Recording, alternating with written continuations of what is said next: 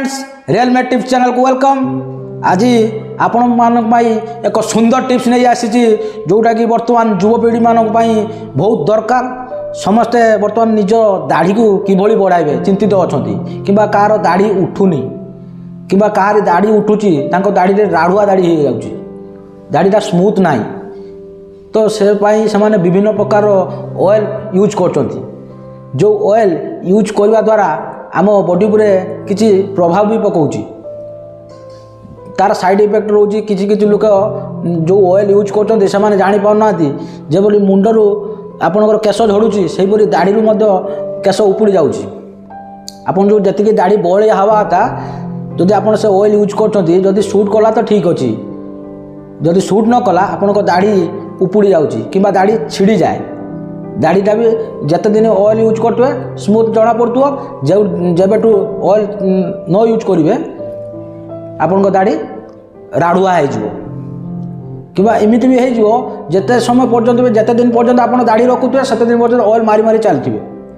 किंतु मु आज आपण मानक किसी घरोई उपचार कहीदे जहाँ यूज करी आपण थरे यूज कले 15 दिन पर्यंत आपंकर दाढ़ी किसी ऑयल न मारे भी आप दाढ़ी स्मूथ रहा 100% ग्यारंटी।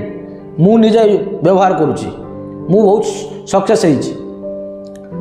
तो आपण निज दाढ़ी को किभली बढ़ाइबे कि दाढ़ी को आपण स्मूथ करिवे, दाढ़ी बहलिया करिवे। दाढ़ी जदि उठुना दाढ़ी किपरि उठिबो तो यही घरोई उपचार आमे एबे वर्तमान आपन को देखैबु। आपण 2टी पियाज नियंतु, ताको छोड़े दियंतु।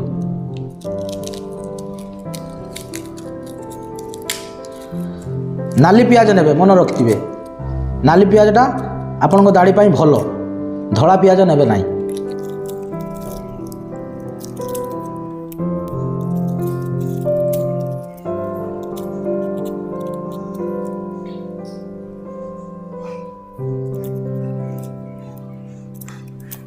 बंधुगण जो पियाज छड़ौथे टिके सावधानतार सह छड़ौथे एवं देखंतु पियाजर ऊपर पट ये तलपट जो तलपटा सेटा आपण छड़ेबे नहीं, केवल ता ऊपर चुपाटा केवल छड़े देबे, से तलपटा रही यही पर्सनटा आपण छड़ेबे नहीं भूल रे। यहीटा ही इम्पोर्टाट कहीं आमर जो आम चुटी जो आमर जो दाढ़ीटा रोचे सेटा को बढ़ेबार यही पर्सनटा ही सहयोग बहुत करता है। कहीं यही जगार हेवी ऑक्सीडेशन पावर रही है जोटा कि आम दाढ़ी को बढ़ाइबार सहायक होता है।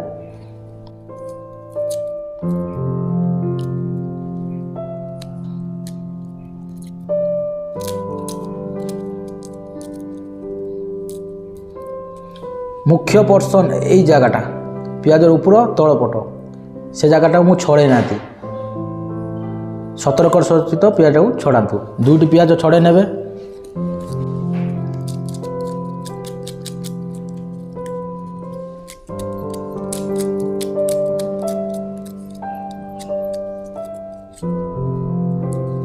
देखंतु 2टी पियाज छड़ा हो सारी। यही 2टी पियाज को पात्र रे किसी पानी नहीं पियाज 2टी को भेजातु 15 मिनिट पर्यंत। पियाज 2टी को भेजातु। पियाज छड़े सारा पर आंब कषिया अदा नियंतु। आंब कषिया अदाटा मन रखु सतेज होता दरकार। जो मिलूँ 3-4 दिन पर जोटा जो आप बजार आणुच्च जो सुखी जाऊँ से आंब कषि अदा दाढ़ी पाई भल नुहे। तो आंब कषि अदा को छड़ातु। आंब कषि अदा नेले हम कि आपणकर जदि बाड़ी रे थिबा खंड हलदी सतेज खंड हलदी नेले भी आउरी भल।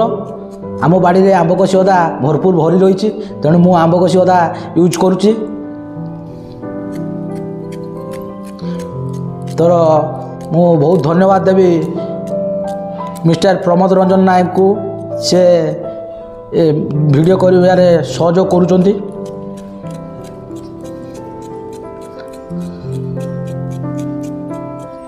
से भी तांकर दाढ़ी बढ़ाई लगी जाइछंती।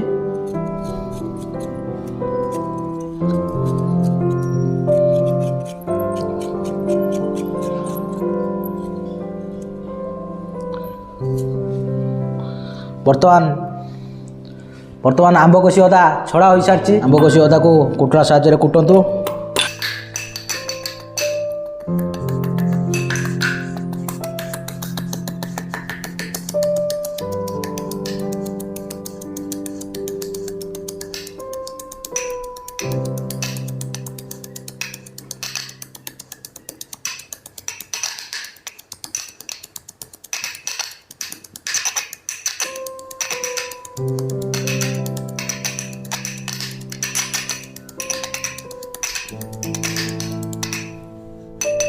ବର୍ତ୍ତମାନ ଆମ୍ବ କଷି ଅଦା କୁଟୁଣା ସାହାଯ୍ୟରେ କୁଟି ସାରିଛୁ।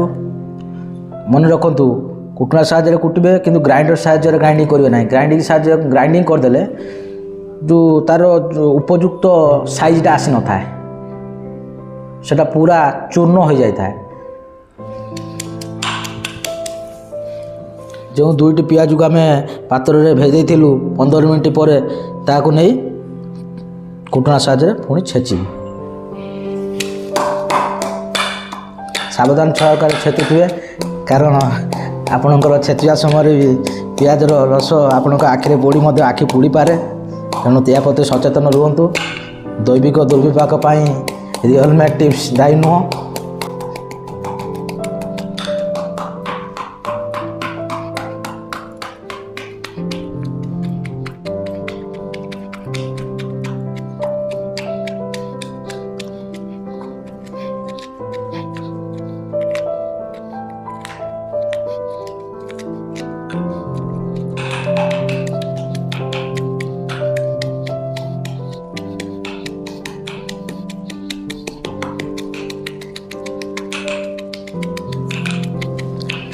ଟିକେ ସମୟ ଲାଗିବ, ତ ଯେହେତୁ ଘରୋଇ ଉପଚାର ଏବଂ ନ୍ୟାଚୁରାଲ୍ ପ୍ରୋସେସ୍ରେ ତିଆରି ହେଉଛି, ତେଣୁ ଆପଣ ଟିକେ ଧୈର୍ଯ୍ୟ ଧରିବେ। କଥାରେ ଅଛି ଅପେକ୍ଷାର ଫଳ ମିଠା।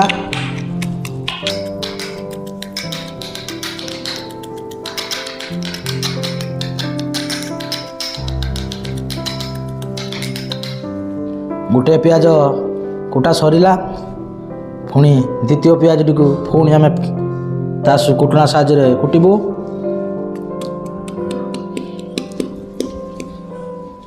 ବନ୍ଧୁମାନେ, ବର୍ତ୍ତମାନ ଆମର ପିଆଜ ଆଉ ଆମ୍ବ କଷି ଅଦାର ମିଶ୍ରଣ ଘଟିଯାଇଛି। ଏହାକୁ ଛେଚି ଆମେ ଯେଉଁ ଘରୋଇ ଉପଚାରଟା କରିବା ପାଇଁ ଚାହୁଁଛୁ ବର୍ତ୍ତମାନ ପ୍ରସ୍ତୁତ ହୋଇସାରିଛି। ଏବେ ଏହାର ପ୍ରୟୋଗ କିପରି କରିବେ ଦେଖନ୍ତୁ। ଛେଚିବା ଦ୍ୱାରା କିଭଳି ରସ ବାହାରିଛି, ତ ଏଇ ମିଶ୍ରଣକୁ ଆମେ କିଭଳି ଆମ ଦାଢ଼ିରେ ପ୍ରୟୋଗ କରିବା।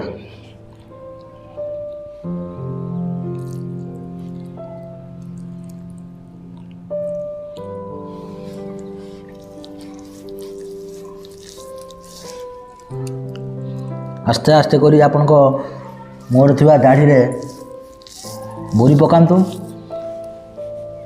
ଛେଚିବା ଦ୍ୱାରା ବହୁତ ରସ ବାହାରିଥାଏ, ସେ ରସଟି ଆମ ଦାଢ଼ିରେ ଲାଗିଥାଏ।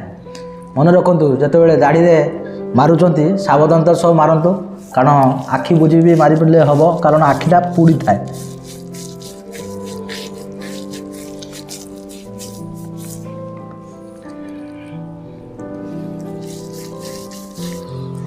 ଦେଖନ୍ତୁ, ମୁଁ ବର୍ତ୍ତମାନ ଏଇ ମିଶ୍ରଣକୁ ଚିପୁଡ଼ୁଛି, କେତେ ରସ ବାହାରୁଛି।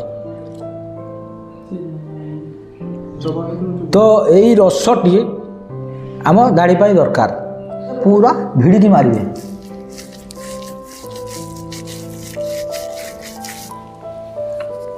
ସେ ରସଟି ଦାଢ଼ି ମୂଳରେ ଲାଗିବାର ଅଛି, ଯାହାଦ୍ୱାରା ଯାହାର ଦାଢ଼ି ଉଠୁନି ତାର ଦାଢ଼ି ଉଠାଇବାରେ ସହାୟକ ହୋଇଥାଏ, ଏବଂ ଯାହାର ଦାଢ଼ି ଉଠିଛି ତାର ମଧ୍ୟ ଯଦି ଦାଢ଼ିର ରାଡ଼ୁଆ ହୋଇଥାଏ ଏହାକୁ ମଧ୍ୟ ସ୍ମୁଥ୍ କରିଥାଏ।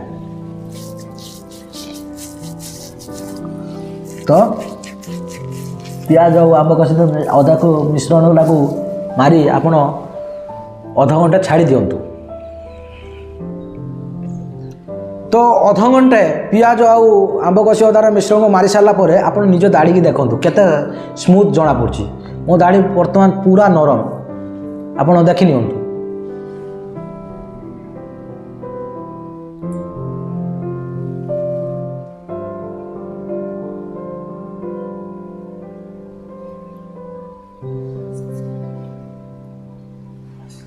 अध घंटे आपण जो पियाज आउ आंब कषि अदार मिश्रणटा मारी देखु निज दाढ़ी केते नरम हो जाए बहुत नरम मोर भी एवं जना पड़ी मत भी बहुत भल लगुच मोर दाढ़ी यही मिश्रण मारी सारापर तापर आलोवेरा ने आलोवेरा को काटी रस को आपन जो पियाज आउ आंब कषि अदार मिश्रण दाढ़ी मारी अध घंटा पर से आलोवेरा को नहीं दाढ़ी में घसतु।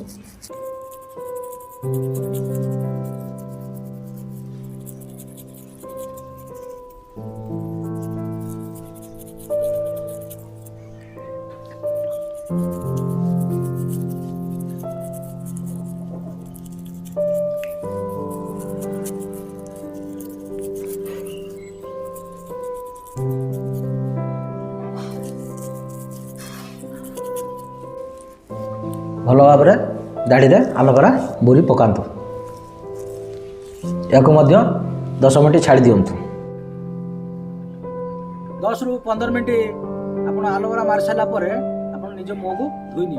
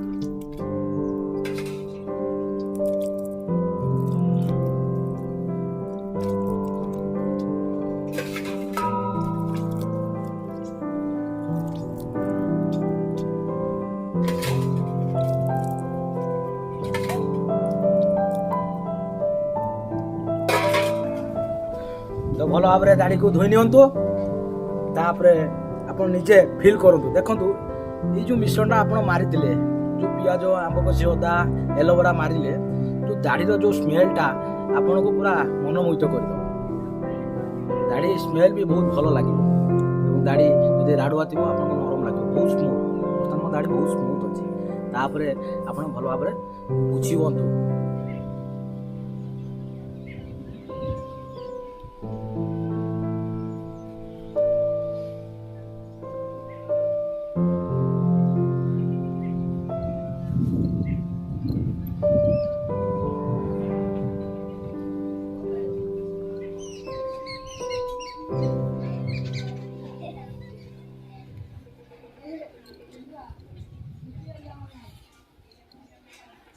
Lagi ready.